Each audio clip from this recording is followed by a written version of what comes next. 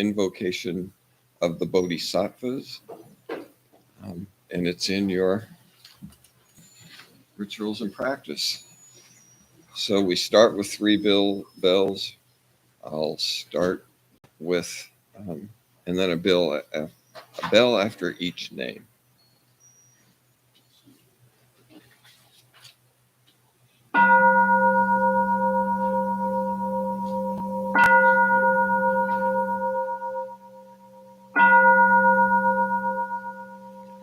Together we say, we invoke your name, Avalokitesvara Savara. We aspire to learn your way of listening in order to help relieve the suffering in the world. You know how to listen in order to understand. We invoke your name in order to practice listening with all our attention and open-heartedness. We will sit and listen without prejudice. We will sit and listen without judging or reacting. We will sit and listen in order to understand. We will sit and listen so attentively that we will be able to hear what the other person is saying and also what is being left unsaid. We know that just by listening deeply, we already alleviate a great deal of pain and suffering in the other person. We invoke your name, Manjushri.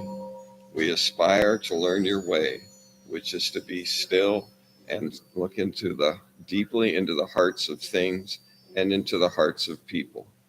We will look with all our attention and open-heartedness.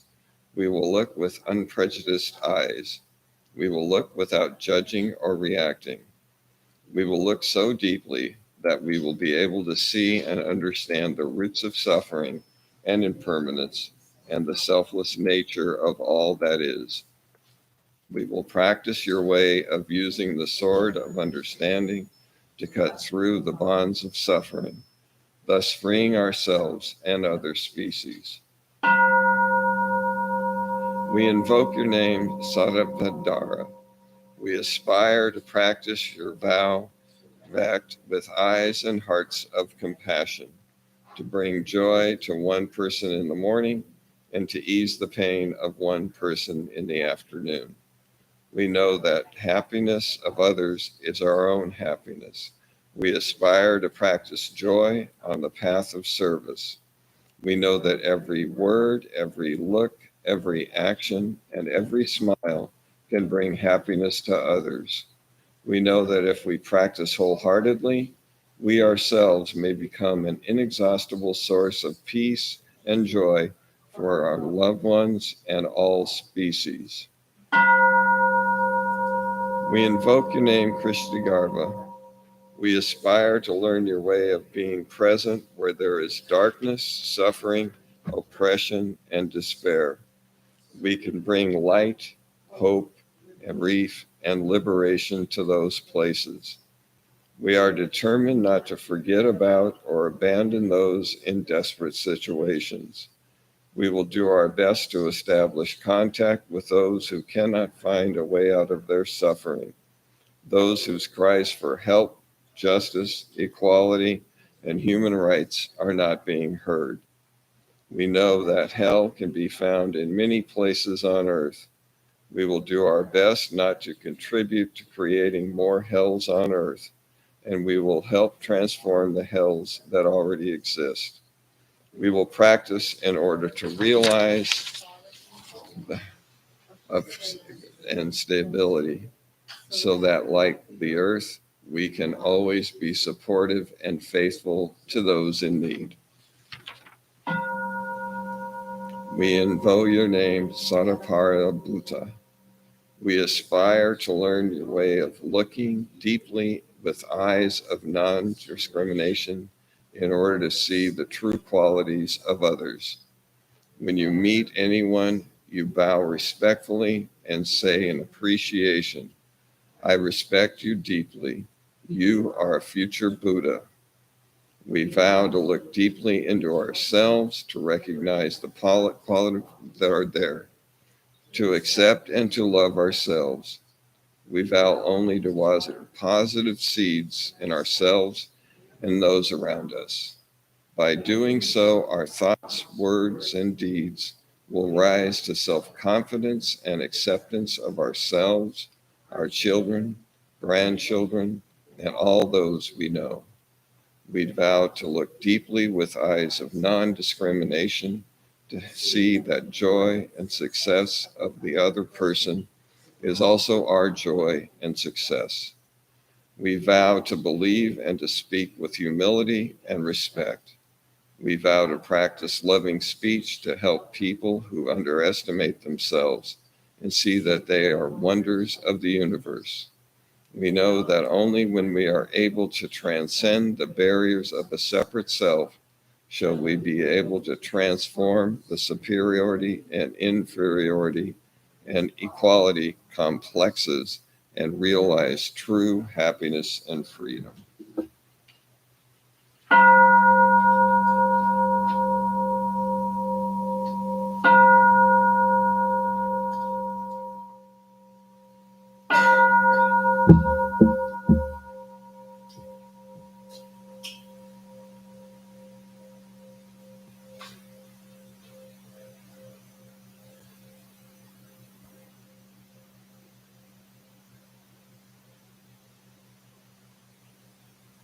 And we bow.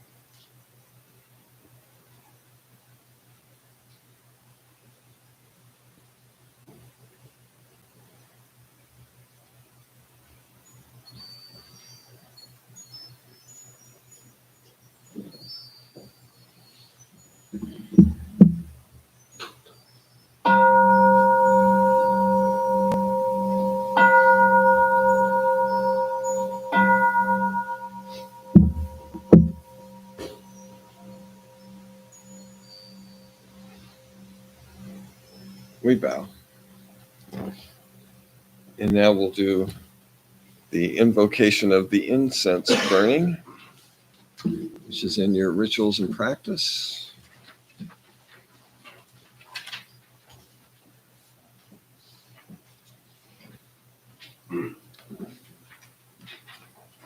We say together, in gratitude, we offer this incense throughout space and time to all Buddhas and Bodhisattvas. May it be fragrant as earth herself, reflecting careful efforts, wholehearted awareness, and the fruit of understanding, slowly ripening. May we and all beings be companions of Buddhas and Bodhisattvas. May we awaken from forgetfulness and realize our true home.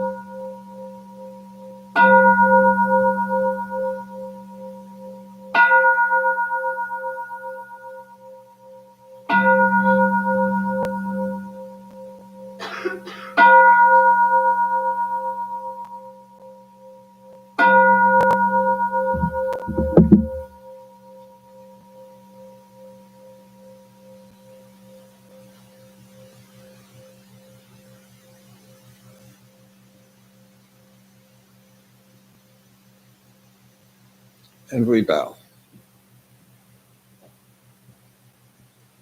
Good morning, Sangha. Good morning. So as our tradition, let's stand and greet each other silently.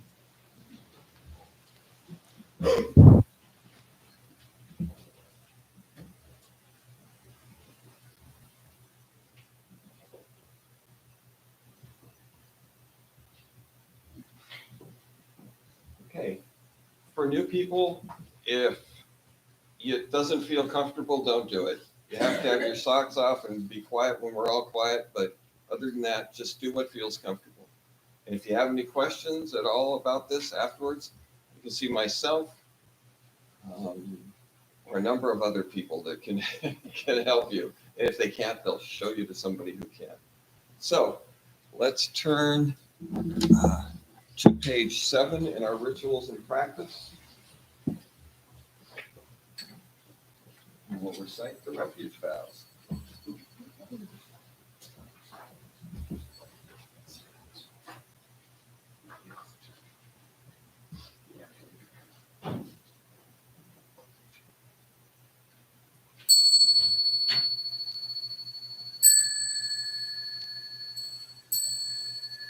I go for refuge to Buddha, my deeply awakened mind, the living source of understanding and compassion, which must be cultivated to be known fully. I go for refuge to Dharma, the path of mindful living, leading to healing, joy, and enlightenment, the way of peace, which must be cultivated to be known fully. I go for refuge to the Sangha, the loving and supportive community of practice, realizing harmony, awareness, and liberation, which must be cultivated to be known fully. I am aware that the 3 jewels are within my heart. I vow to realize them. I vow to understand living beings and their suffering. I vow to cultivate loving kindness and compassion and to practice joy and equanimity. I vow to live simply and sanely, content with few possessions, and to keep my body healthy. I vow to let go of all worry and anxiety in order to be right and free. I am aware that I owe so much to my parents, teachers, friends, and all beings. I vow to be worthy of their trust, to practice wholeheartedly, so that understanding and compassion will flower, and I can help living beings be free from their suffering. May the Buddha, the Dharma, and the Sangha support my efforts. May the Buddha, the Dharma, and the Sangha support my efforts. May the Buddha, the Dharma, and the Sangha support my efforts.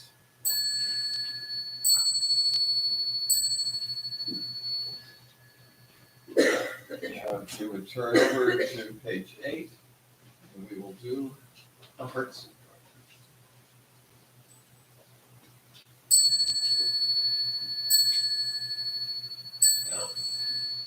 Dhamma Prajna Paramita Pradaya Sutra Bodhisattva of great compassion from the deep practice of prajna paramita received the emptiness of all 5 skandhas and delivered all beings from their suffering. O Shariputra, form is no other than emptiness, emptiness no other than form. Form is emptiness, emptiness form. The same is true of feeling, thought, impulse, and consciousness. O Shariputra, all dharmas are empty. They are not born nor annihilated. They are not defiled nor immaculate. They do not increase nor decrease. So in emptiness, no form, no feeling, no thought, no impulse, no consciousness, no eye, ear, nose, tongue, body, mind, no form, sound, smell, taste, touch, or objects of mind, no realm of sight, no realm of consciousness, no ignorance, no extinction of ignorance, no old age and death, no extinction of them, no suffering, no cause of suffering, no cease from suffering, no path to lead out of suffering, no knowledge, no attainment, no realization, for there is nothing to attain. Bodhisattva holds on to nothing but prajna, paramita. Therefore the mind is clear of any delusive hindrance. Without hindrance there is no fear. Away from all perverted views, one reaches final nirvana. All Buddhas of past, present, and future, through faith in prajna, paramita, attain to the highest perfect enlightenment. Know then the prajna, paramita, is the great Dharani, the radiant fearless mantra, the utmost supreme mantra, which is capable of allaying all pain. This is true beyond all doubt. Proclaim now the highest wisdom, the prajna, paramita. Gate, gate, para gate, para samgate, bodhisattva. Gate, gate, para gate, para samgate, bodhisattva. Gate, gate, para gate, para samgate, bodhisattva. Maha prajna paramita Vedaya Sutra.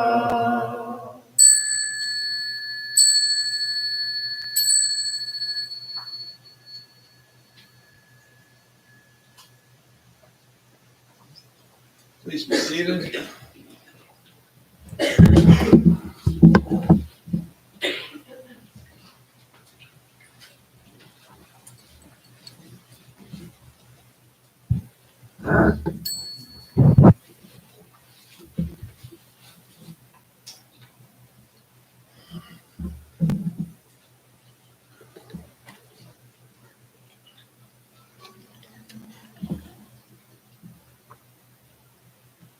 Well, good morning again, Sangha.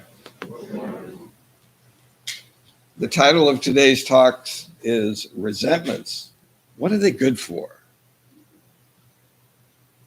Do you hear the reference to war? What is it good for? Absolutely nothing. You had to be an old hippie to just jump on that one. A resentment is anger, but anger lived over and over and over again. So we're going to look at how we nourish this anger that becomes resentments and how we can be free from them. So war is external violence. Resentments are internal violence. They can run our lives. Let me give you an example of how they've run mine in the past. Before I came here, a couple lifetimes ago, I was studying to be a minister in a church I loved. I was struggling a bit emotionally at the time. And I don't remember exactly what it was, but I had an argument with the Reverend, who was my teacher at the time. And it was ugly. And I was very angry. And I left. Anger is one of the three poisons. Our first noble truth is life is full of dukkha, which can be translated into unsatisfactoriness or suffering. The second noble truth is the cause of our suffering is desire, but desire born of greed, anger, and ignorance. I'll tell you what, folks, I was jumping into anger in a big way. There's a word we use, and we just did the refuge vows. And once again, I go for refuge to Buddha, my deeply awakened mind, the living source of understanding and compassion, which must be, and here's the word I want to use, cultivated to be known fully. Resentment is cultivating anger. Just think of the way we do the refuge vows. We're trying to cultivate an awakeness and a compassion. When we're holding on to a resentment, we're doing exactly the opposite thing. So I left, and I wasn't going to come back until that reverend apologized to me. Well, that didn't happen. And guess what? I put myself in a resentment prison. My serenity was gone. And as far as I know, she was fine. So those three poisons of mine. First, greed. I think I deserve better. Anger. How dare her? And ignorance or delusion. I think I can hurt someone without hurting myself.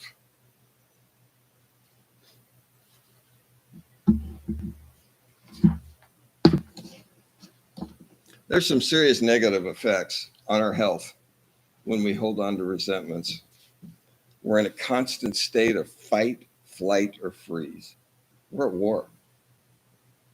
Our body produces extra adrenaline and cortisol, and it rushes through us. It affects our heart badly, heart rate. It affects our immune and digestive system. And it has serious mental health issues. You hold on long enough and hard enough, you're really in trouble. At least that's my experience. Alcoholics have one step up on this. And the reason that if they're going to AA and reading the big book and accept what's said in the big book, a very clear, no ambiguity at all. If you hold resentments, you're going to drink, and to drink for a real alcoholic is to die eventually. People that aren't in AA, my experience has been they don't have the same, well, some have it, but it doesn't matter what other people do. What the AA people do is grab onto that and work with that. And they know they got to work with that on a daily basis. And when they see it pop up, they own their part, make amend, and continue.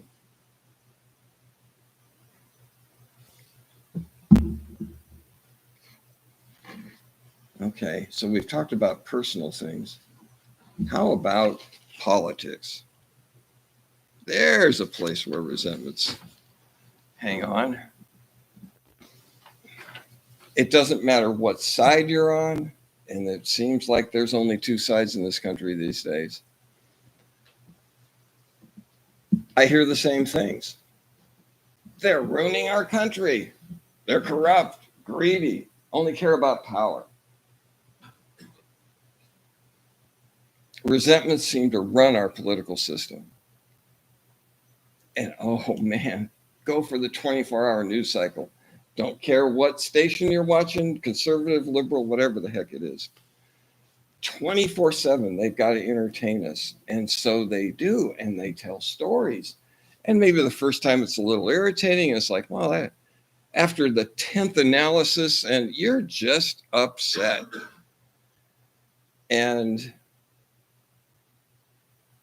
the news stations argue back and forth. And doesn't it feel good to be on the right side? I'm better. Oh, you're not. Hmm. Well, that's not what we try to practice here.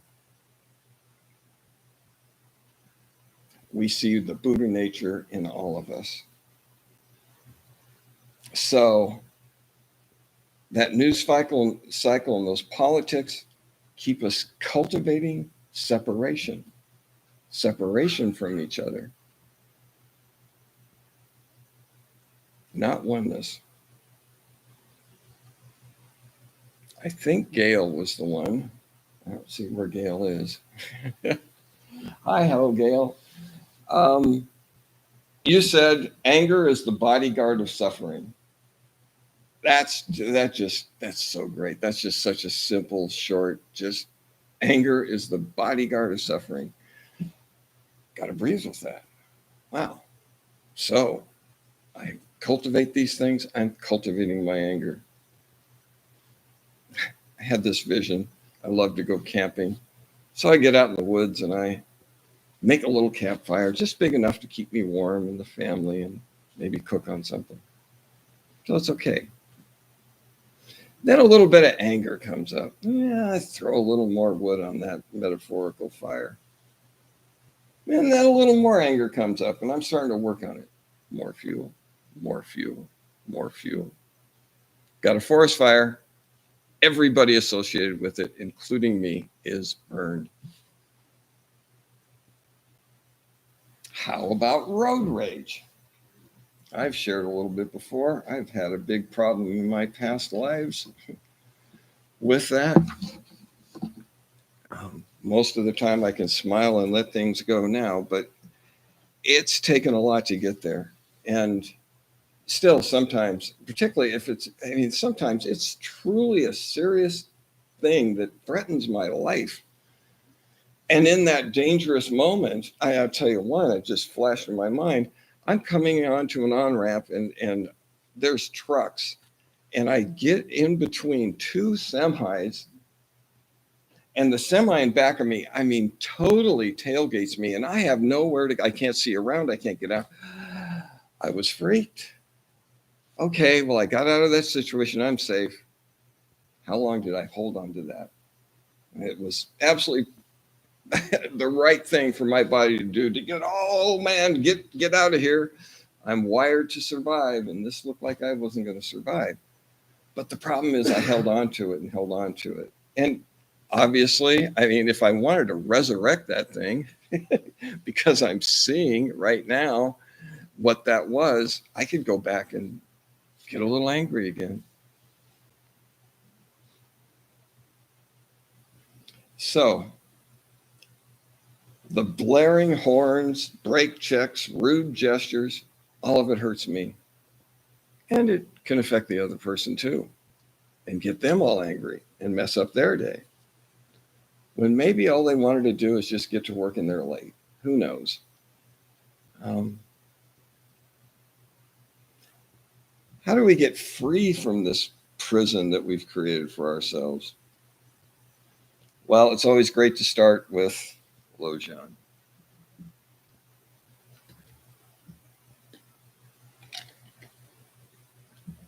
Lojong is a series of reflections for heart training for compassion. Excuse me.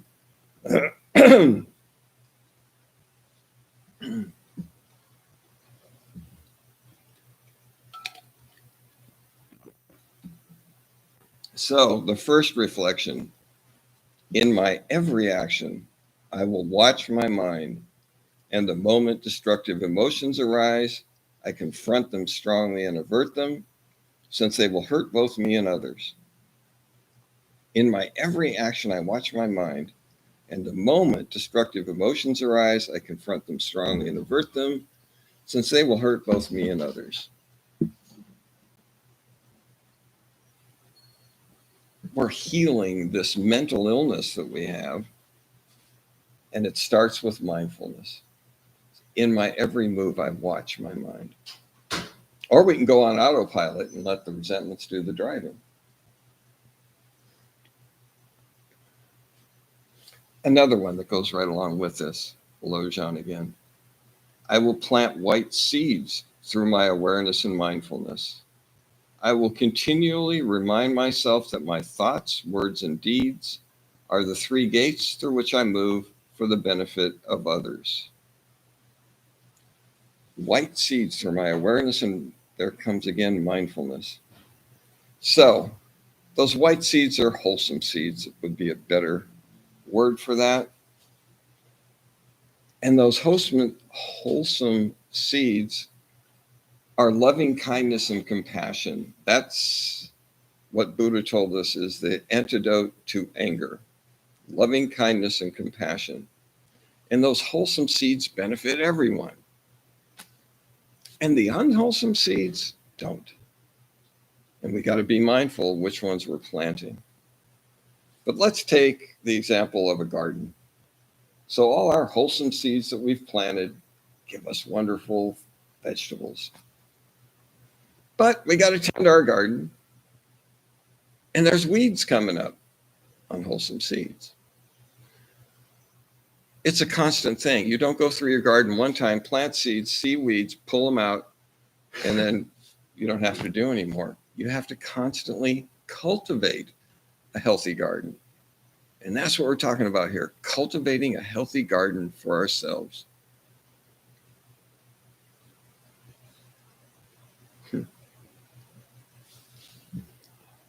I talked a little bit about resurrecting those weeds. 40 years ago, when I started this talk, I was talking about resentments. And when I was in that other church, I was told that, the talk that you work on and bring up, a side note to that is it's something you needed to work on. So possibility of resentments come up in my life. But one that I resurrected a little bit, and it was just like, oh, that's still there. My brother took all of my uncle's inheritance, and I wasn't given a penny. And that really hurt for a while, and I really had to work on it. And at the time, I didn't have a spiritual program, and it took a while to get over it. But I eventually did, accepted it, that's the way it was, and loved my brother. So, like I said, in this situation, I need to own my part, or I can replant those unwholesome seeds. True victims play a part in the resentment dance. I don't think I did anything wrong. I think I was a victim. I can attach to that or let it go. But the victim's role in some unpleasant thing is holding on to that resentment. And then you're just hurting yourself. It's like drinking poison and hoping the other person will die.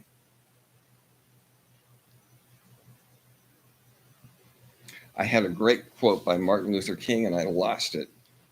But he talked about all the things that were going on in the South and other parts of the countries too. And he, in the midst of being arrested and beaten and some killed and all the violence, he stood up and said, no, you can't fight hate with hate. Only love drives out hate.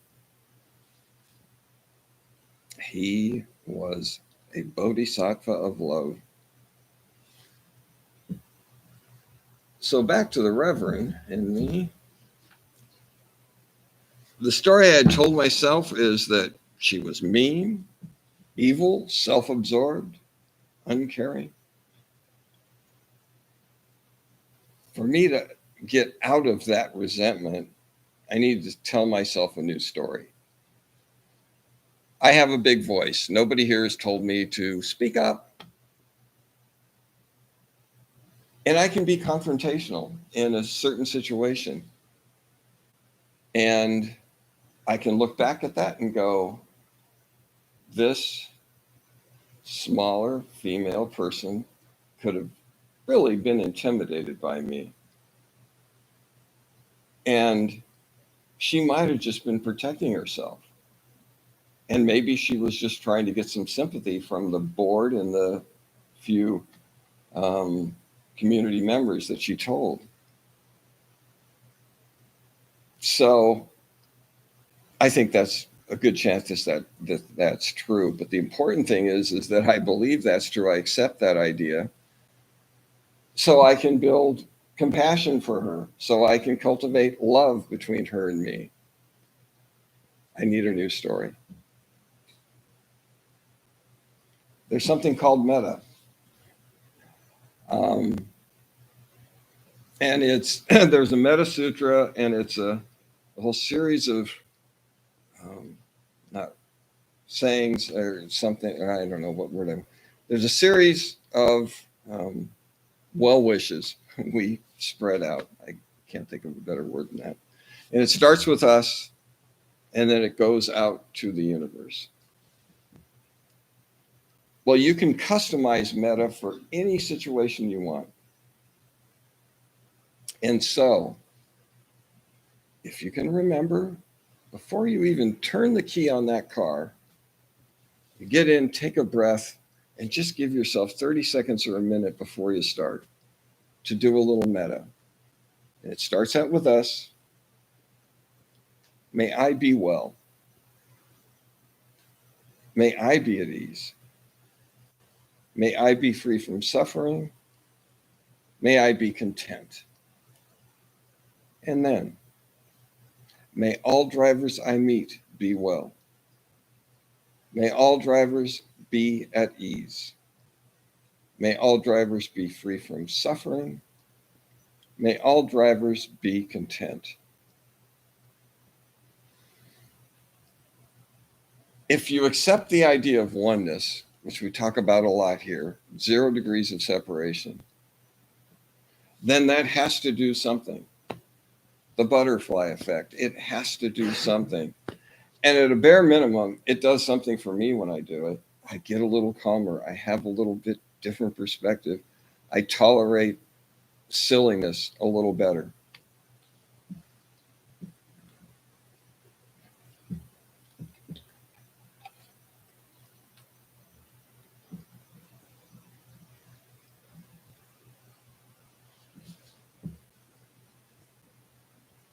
So the key to getting out of our prison is to cultivate oneness. And the Xin Xin Ming is a little 25 stanza poem by the, it doesn't matter who it was, Ten San, I never can say his name right, but this was done, 700-800 years ago. Anyway, it's the essence of Zen, this little poem. You can read it and still get something out of it. And the little reflection I picked here is, as long as you remain attached to one extreme or another, you will never know oneness. So if we're all attached in our rights and wrongs, them and us, the right side, the left side, whatever it is, we're not into oneness. We're practicing separation. And to get out of that jail, we need to cultivate love. Resentments are the bodyguard of suffering. There's this little trap, and it's a box, and you can see in it on all sides. And there's a little hole in the box, and it's a monkey trap. So that hole is just big enough for the monkey to get his hand in there. And there's a banana in there. So the monkey grabs onto the banana. Oh boy. Nope. Can't get this dang banana out. The monkey won't let go. And so the monkey's trapped. There's a little plaque out in the front lobby, and it says, in the end, what matters most is how did we live, how did we love, and how did we let go?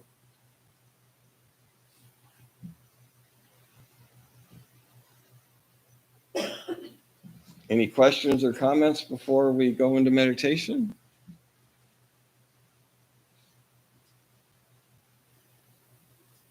Okay.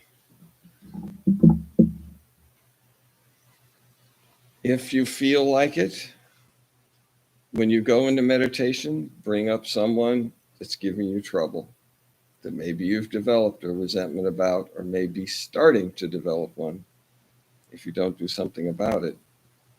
Because that's one other thing I'll say is if you can jump on that anger and you get the mindfulness to jump on that anger when you see it, it can avert a lot of pain and suffering. It takes practice.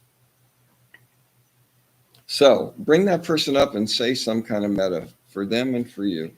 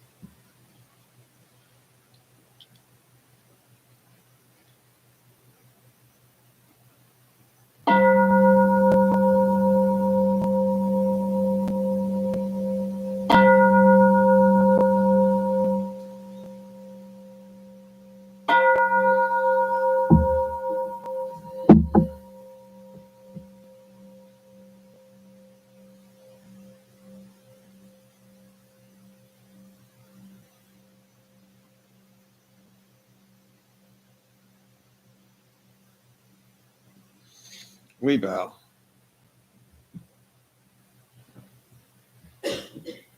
And now we have something that's a little new. It's called Joys and Concerns.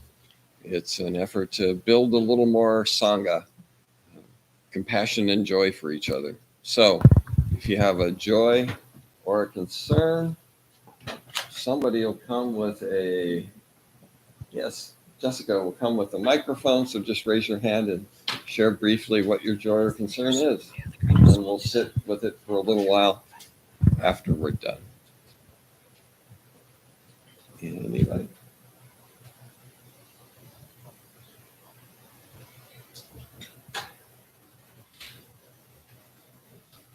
I have a joy. I think you can hear here. My wife and I used to say that we have 10 grandchildren, 1 girl. That is no longer true. We have 10 grandsons. My almost 19-year-old is transitioning. And so it used to be Audrey, and now it's Matt. And Matt's going to come visit me, and I'm just thrilled. And I said, it's going to be really hard for me to see you come here with a beard, but we both laughed. I love this person. So that is a serious joy.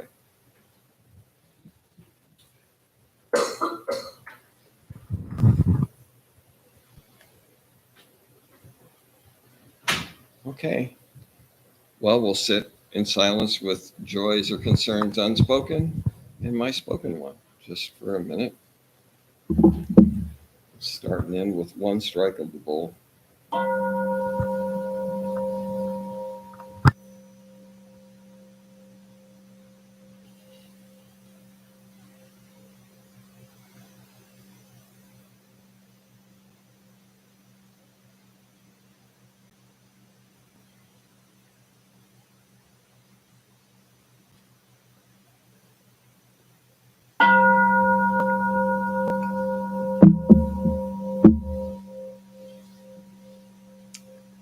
And we bow.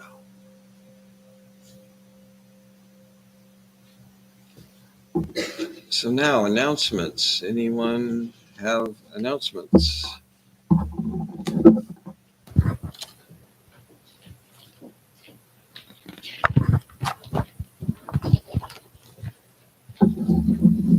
Good morning. My name is Ellen. Good morning, Ellen. I'm in the hot seat today for the Donna announcement. Part of our practice, a huge part of our practice, is to cultivate generosity, which is Donna. For a long time, I thought it was a woman's name, so now I know what it is. Donna.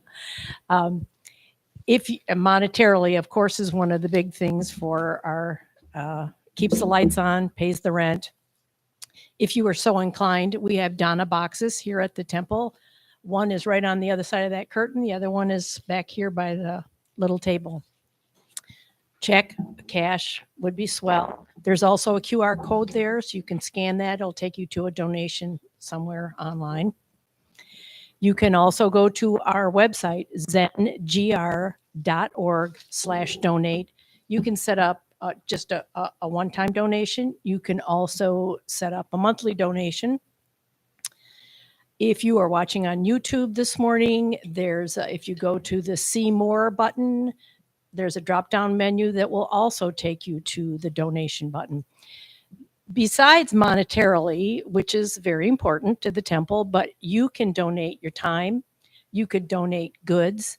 No one here at the temple receives a nickel. Everything is donated. Our teachers don't receive any compensation. Our tech people are here donating their time. People who clean up, everything is donated. So obviously, Donna is very important to our practice. So thank you very much. Thanks, Ellen. Morning, my name is Jan, and I wanted to thank anyone who made us aware that the QR codes and the link to PayPal were not working last week. We did fix those, so we're sorry for the inconvenience that you it caused you, and they should be working again.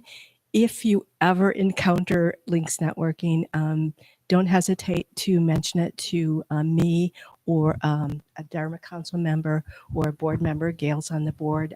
Two other members are not here, but don't hesitate to speak up. If we're not aware of it, we can't fix it. And the other announcement I would like to make is our board meeting will not be meeting today. It was canceled, and so the next time we will meet is in April, the third Sunday. Thank you.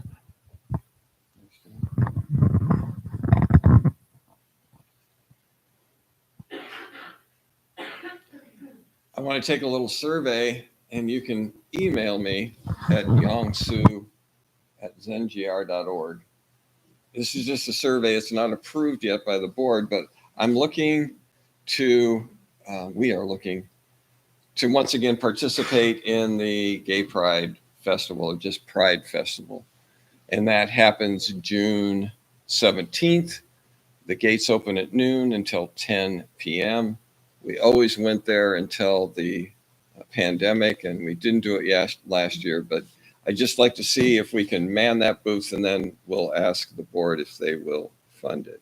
So just a show of hands, how many might, did you want to say something about that, Dave? Yeah, I'm going to do that too. Yes, yes. But Pride celebration, would you help out for an hour or two? Yeah. Email me so I can get a list, and people online too. And we'll see how that goes. June 17th. And there is a retreat that's happening the end of April. I think April 27th, 8th, and 9th. I think that's right. It's at Oxbow, a school of arts, been around for over 100 years, beautiful grounds. It's basically a silent retreat. It'll be focused totally on the Shin Shin Ming, which is that little booklet of 25 poems, which are 25 stanzas, one poem, which is the essence of Zen. So if you attend, we'll have an introductory meeting, and then we will go into silence, and you'll have a pen, a notebook, and the Shin Shin Ming. There'll be a way for relatives to contact you, but you'll give up your phone too. So we'll have 3 sessions where we get together and discuss our understanding of the verses that we're assigned to. We'll probably split it into 3 sections. So if you're interested, want some more information, see me. There's still 7 or 8 positions opening, so that's it. If there's nothing else. Oh, yes. Yeah. Yeah. Just a reminder that we have our in-person meditation class scheduled for Saturday, April 15th from 9 to noon. Registration is online. Thanks, Igesu. We have Buddhist-based recovery programs happening at the temple on Mondays and on Wednesdays at the Alano Club, and Fridays again here at the temple. More information, you can talk to me afterwards. The introduction to it. There's an Exploring Truth Women's Spiritual Wellness Group. It will meet for 5 Sundays starting April 23rd at the temple from 1 to 2:45. Registration ends April 16th. Contact Susan McFarland, and there's, her email. And a link in the newsletter, right? Yes, right. And then I said the silent retreat. So let's stand and do our closing gathas, which are on the page 9.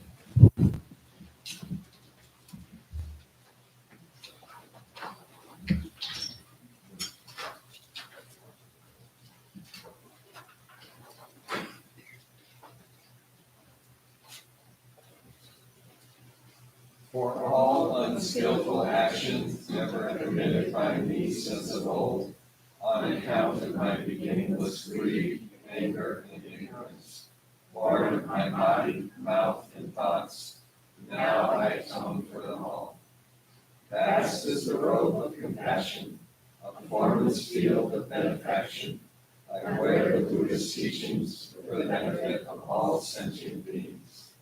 All beings, one body, I vow to liberate. Endless blind passion, I vow to uproot. Dharma gates without number, I vow to penetrate. The great way of Buddha, I vow to attain.